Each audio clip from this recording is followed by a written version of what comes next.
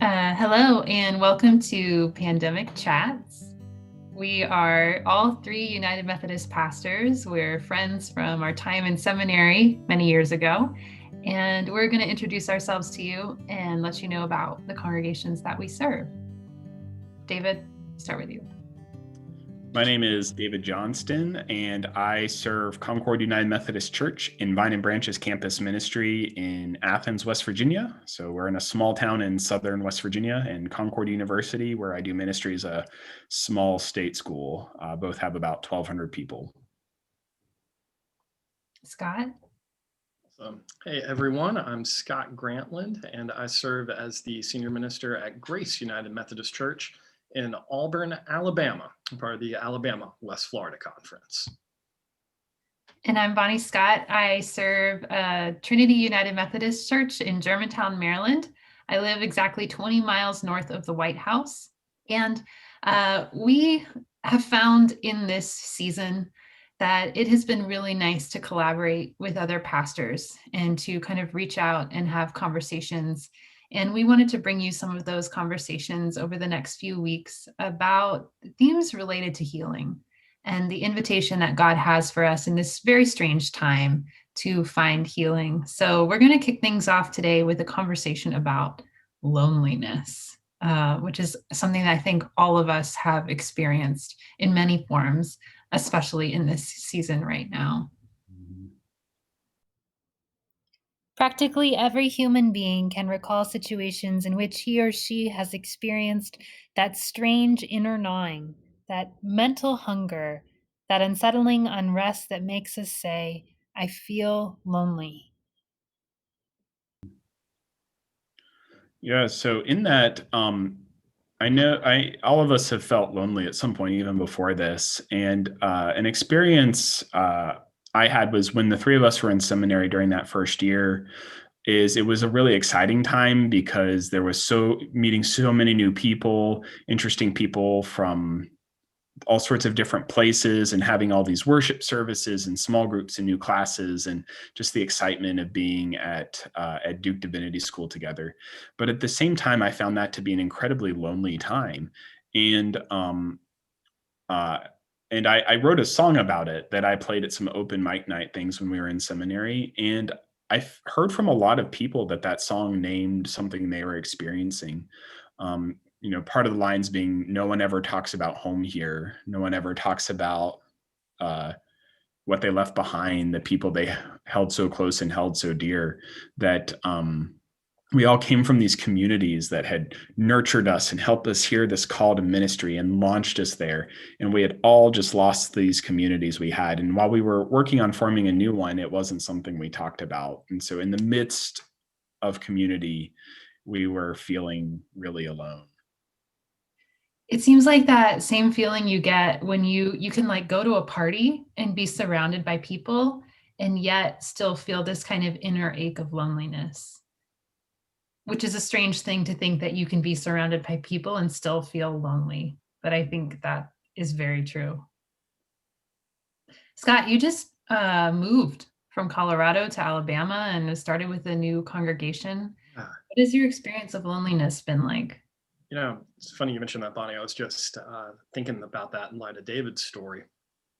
And it's been such an interesting thing. I've been out in Colorado for the last couple of years, and so this move back to Alabama has been a wonderful homecoming for me. But you get moved in, and normally, if you're a new pastor getting involved in a new congregation, there are the meet and greets. So there's your first Sunday. There are the potlucks and the casseroles and all of that sort of stuff. And there's excitement.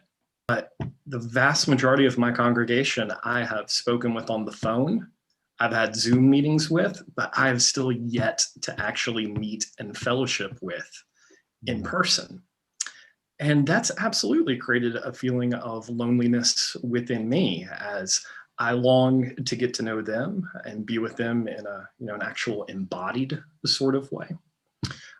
And I think that many of them have experienced that as well. Not just in terms of being unable to be, with me on a Sunday morning in the sanctuary and worship, but that loneliness that's arisen in terms of I can't be with my church family on Sunday morning. This has been a part of my life for decades. Like I think of nursing homes where you have people living door to door to door, and yet they're not allowed to see each other. Like that is unnecessary pandemic loneliness. And it's just something we're in right now. But there's another kind of loneliness, a kind of loneliness that is a sort of spiritual condition, I would say, that manifests itself in this, I think, sort of frantic desire to distract ourselves from the loneliness that is within. And like we had some conversation about all the different ways that we distract ourselves, like pulling out the phone instead of sitting in silence for a few minutes. Or I don't know, what are your loneliness distractors that you use? Netflix comes to mind. It's easy to just roll from episode to episode and have a window into other people's world and feel like you're not alone. Yeah, Netflix, Amazon Prime, Hulu, HBO Max, that feeling of existential dread I've begun to experience when I finish a show. And I think, oh no, what show am I going to put in this period of time to fill this 27 to 32 minutes of my life? What am I going to do? Because these characters are like my friends now, and now my friends are gone. I do think that there is a spiritual ministry of Netflix. So I'm not trying to throw shade on that. Like there is a place for Netflix in our spiritual lives. But it seems like the amount of distractions that we have and that we often use, many of them have been stripped away in this time. I mean, Netflix is still available, but the busyness of our schedules, which is a major distraction, like that's been taken away from some of us. And instead we're faced with our own loneliness. And I had this image earlier of loneliness as like a doorway. And oftentimes that doorway is covered with boxes and we don't even know there's a door there. But once we feel that loneliness, we're standing in the doorway. And on the other side of the doorway is this room called solitude. And it is this place where we are comfortable with ourselves and comfortable with God. And so there is blessing and there is invitation in this season of loneliness for us to enter into the room called solitude and discover all that God has for us in that room. I think in that we should all just own that we feel lonely, and whether it's from the pandemic or the spiritual longing or probably a mixture of both, it's not something to be ashamed of. It's so easy to let shame further isolate us and just compound our loneliness.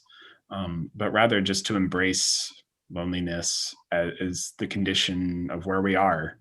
And to not scramble for more boxes to put in front of the doorway, but to work with God to move them out of the way. Absolutely. And to cultivate that ability to bring that loneliness to God, to actually engage in that vulnerability of telling God what it is we're feeling and realizing that that's okay and that God's going to meet us where we are and will honor our feelings. Absolutely. It reminds me, even going further back into the psalmist, there's a psalm where the psalmist uses an image of a sparrow lonely on a rooftop. We're not the first people to feel lonely or to try to distract ourselves. But the good news is there's a God who will meet us there. Instead of running away from our loneliness and trying to forget or deny it, we have to protect it and turn it into a fruitful solitude. To live a spiritual life, we must first find the courage to enter into the desert of our loneliness and to change it by gentle and persistent efforts into a garden of solitude. Well, thank you for being a part of this conversation today, and look forward to more loneliness banishing conversations in the